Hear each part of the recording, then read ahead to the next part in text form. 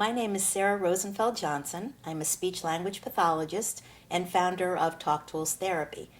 I'm going to talk to you today about a class that I teach here in the United States and also internationally. Actually, there are 7 of us that teach this class based on a new and exciting area of speech therapy called oral placement therapy.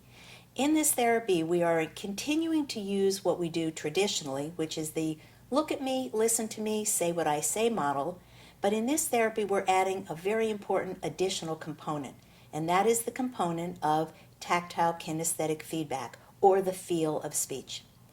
If children were going to learn to speak simply using that auditory and visual teaching, look at me, look at this picture, here is the name of it, say it after me, they would probably learn from their parents. But for many of the children and the clients that we work with, that is not their primary learning mode. Their primary learning mode is tactile. Many of them are putting things in their mouths. Many of them are grinding their teeth or seeking other types of oral stimulation from non-food items or from food items, maybe stuffing food.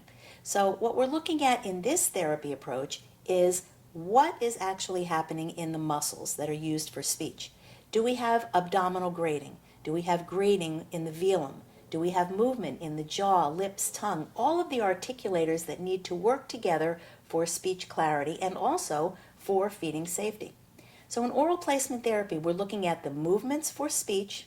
We are identifying if the client has a deficit in those areas, and then we're using therapy tools that have been created to look like toys, but are certainly based on a hierarchy of increasing muscle skills to improve those skills for both feeding and for speech.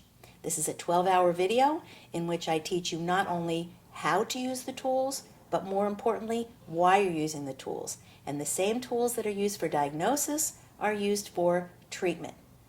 I hope you enjoy this as much as I have enjoyed creating these activities, and the successes that I see with my clients have really been dramatic by adding that additional component of tactile intervention.